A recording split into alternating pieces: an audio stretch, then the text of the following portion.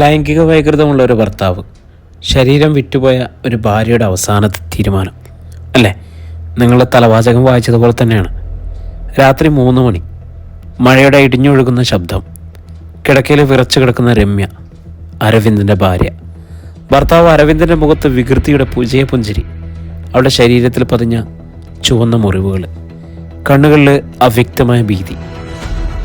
നീ എൻ്റെ ഭാര്യയല്ലേ, നിന്നെ ഞാൻ എങ്ങനെ വേണമെങ്കിലും സ്വന്തമാക്കുകയല്ലേ, അതെൻ്റെ ഒരു അവകാശമല്ലേ. പക്ഷെ അതൊരു സ്നേഹവാക്കല്ല, അത് പീഡനത്തിൻ്റെ പ്രഖ്യാപനമാണ്. മക്കളുടെ ഉറക്കത്തിൽ വിറയ്ക്കുന്ന കൈ കാണുമ്പോൾ രമ്യയുടെ ഉള്ളിൽ ഒരു തീ കൊളുത്തി. ഇനി മിണ്ടാതെ സഹിക്കാനാവില്ല.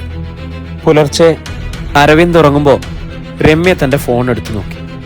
വർഷങ്ങളായിട്ട് കണ്ടിട്ടില്ലാത്ത ഒരാൾ, വിഷ്ണു, കോളേജ് കാലത്തെ സുഹൃത്ത്, അവളുടെ ആദ്യ പ്രണയം. ഫോൺ സ്ക്രീനിൽ തെളിഞ്ഞ സന്ദേശം: നീ സുഖമായിരിക്കുന്നുവെന്ന് കരുതുന്നു, ഇന്ന് ഞാൻ നിന്നെ ഓർക്കാറുണ്ട്. ഹൃദയം വിറച്ചു. പണ്ടത്തെ മധുര ഓർമ്മകൾ അവളെ തഴുകി. വിഷ്ണുവിൻ്റെ കണ്ണുകളിലെ സ്നേഹം, ഒരു സ്പർശനത്തിൻ്റെ ചൂട്, എത്ര വ്യത്യസ്തമായിരുന്നു അത്. അരവിന്ദിൻ്റെ പീഡനത്തേക്കാൾ എത്രയോ നല്ലതാണ്. അടുത്ത ദിവസങ്ങളിൽ രമ്യ വിഷ്ണുവിനോട് രഹസ്യമായിട്ട് ചാറ്റ് ചെയ്യാൻ തുടങ്ങി. അവൾ എഴുതിയ വാക്കുകൾ കണ്ണീരിൽ നനഞ്ഞ ആത്മകഥ പോലെ. എൻ്റെ ജീവിതം ഒരു ജയിലിലാണ്, ഞാൻ ഓരോ രാത്രിയും മരിക്കുകയാണ് വിഷ്ണു. വിഷ്ണു മറുപടി നൽകി: രമ്യ, നീ അങ്ങനെ സഹിക്കണ്ട, നീ സന്തോഷിക്കാൻ അർഹയാണ്. ഞാൻ ഇപ്പോഴും നിന്നെ കേൾക്കാൻ ഇവിടെ തന്നെയുണ്ട്. അവൾക്ക് ആദ്യമായിട്ട് ഒരു പിന്തുണയുടെ വെളിച്ചം തോന്നി. പക്ഷെ അതൊരു അപകടകരമായ വഴിയാണെന്ന് അവൾക്കറിയാം. അരവിന്ദിൻ്റെ വികൃതികൾ കൂടി വരികയാണ്. അവൻ പലപ്പോഴും മദ്യപിച്ചു വരും. അവളുടെ കണ്ണീര് കാണുന്നത് തന്നെ അവൻ്റെ രസമായി. ഒരു രാത്രിയിൽ സഹിക്കാൻ കഴിഞ്ഞില്ല. രമ്യയുടെ ഉള്ളിലെ ഒരു രതി സ്വാതന്ത്ര്യത്തിനായുള്ള പൊട്ടിത്തെറി നടന്നു. അവൾ വിഷ്ണുവിനോട് തുറന്നു പറഞ്ഞു: എനിക്കൊരിക്കലും നിന്നെ കാണണം, ഇനി കാത്തിരിക്കാനാവില്ല. രമ്യയും വിഷ്ണു നഗരത്തിലൊരു റിസോർട്ടിൽ കണ്ടുമുട്ടി. ആദ്യമായി വർഷങ്ങൾക്ക് ശേഷം അവർ തമ്മിൽ കണ്ടുമുട്ടി. വിഷ്ണുവിൻ്റെ സ്പർശം അവൾക്ക് വേദനയുടെ കരിമ്പാടുകൾ കഴുകിക്കളയുന്ന മഴ പോലെയായിരുന്നു. അതൊരു പ്രണയത്തിൻ്റെ രാത്രിയായിരുന്നു.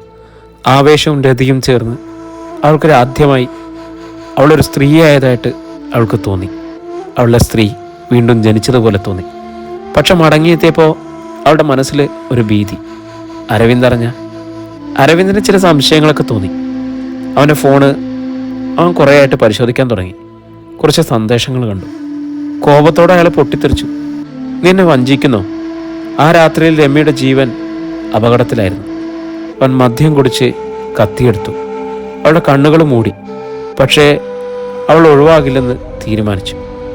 മക്കൾക്ക് വേണ്ടിയിട്ട് അവൾ പോരാടാൻ തന്നെ തീരുമാനിച്ചു.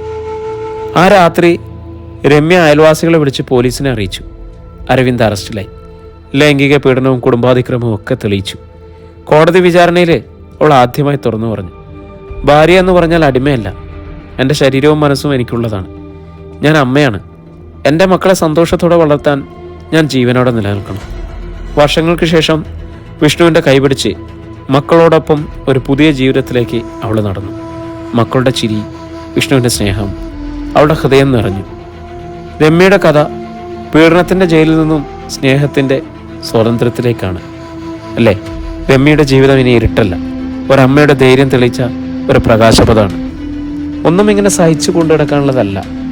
ജീവിതത്തിൽ ഇങ്ങനെ എപ്പോഴും ഭാരങ്ങൾ പേറുന്നുണ്ടെങ്കിൽ, മാറ്റി നിർത്താൻ പറ്റുന്നതാണെങ്കിൽ മാറ്റി നിർത്തുക തന്നെ വേണം. വീണ്ടും ഒരു കഥയായിട്ട് നമുക്ക് കണ്ടുമുട്ടാം.